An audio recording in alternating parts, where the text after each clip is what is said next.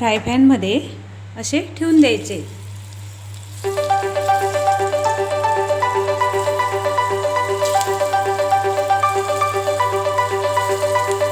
आणि त्याला छान आपल्याला तेलामध्ये फ्राय करून घ्यायचं आहे।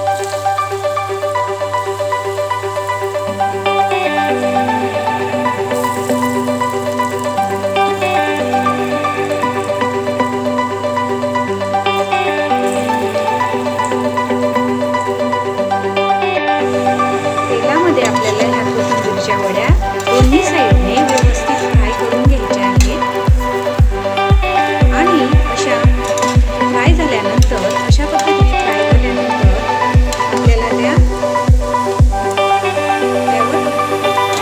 थोडीशी चटणी टाकून द्यायची आणि खायला त्या खूपच टेस्टी लागतात। आणि पुन्हा आपल्याला थोडा वेळ तेलात परतून घ्यायचं।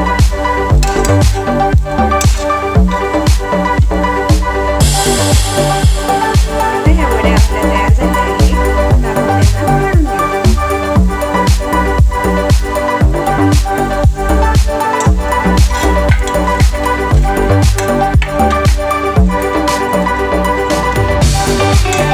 अशाच पद्धतीने आपल्याला सर्व वड्या ह्या तेलात फ्राय करून घ्यायच्या।